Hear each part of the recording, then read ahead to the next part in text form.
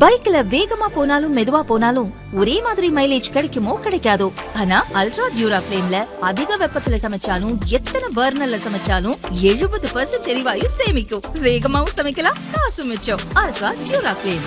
தமிழகத்திற்கு தர வேண்டிய கல்வி நிதியை மத்திய அரசு உடனடியாக வழங்கும்படி உத்தரவிடக் கோரி தமிழக அரசு தாக்கல் செய்துள்ள மனு தொடர்பாக பதிலளிக்கும்படி மத்திய அரசுக்கு உச்சநீதிமன்றம் நோட்டீஸ் பிறப்பித்துள்ளது. தமிழக அரசு சார்பில் உச்சநீதிமன்றத்தில் கடந்த மாதம் மனு ஒன்று தாக்கல் செய்யப்பட்டது.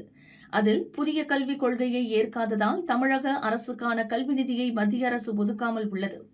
குறிப்பாக மத்திய அரசு வழங்க வேண்டிய 2151 கோடி ரூபாய் கல்வி நிதியும் அதற்கான 6% வட்டி 140 கோடி ரூபாயும் சேர்த்து 2291 கோடி ரூபாய் வழங்க உத்தரவிட வேண்டும் என தெரிவிக்கப்பட்டு இருந்தது.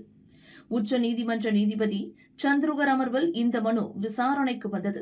தமிழக அரசு சார்பில் ஆஜரான மூத்த வழக்கறிஞர் வில்சன் வாதிடுகையில் 2001ஆம் ஆண்டிலிருந்து கல்வி நிதியை மத்திய அரசு தராமல் இழுத்தடிக்கிறது.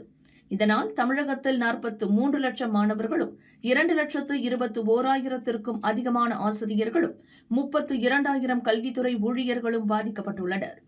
மேலும் 2151 கோடி ரூபாய் தொகையை உடனடியாக விடுவிக்க கோரி இடைக்கால மனு தாக்கல் செய்துள்ளோம்.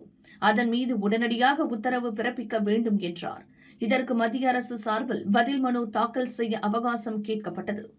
இதையடுத்து தமிழக அரசின் மனு மீது மத்திய அரசு பதிலளிக்க உத்தரவு பிறப்பித்த நீதிபதிகள் இடைக்கால மனு மீதான விசாரணை 3 வாரத்திற்கு பின் எடுத்துக் கொள்ளப்படும் என்று அறிவித்தனர்.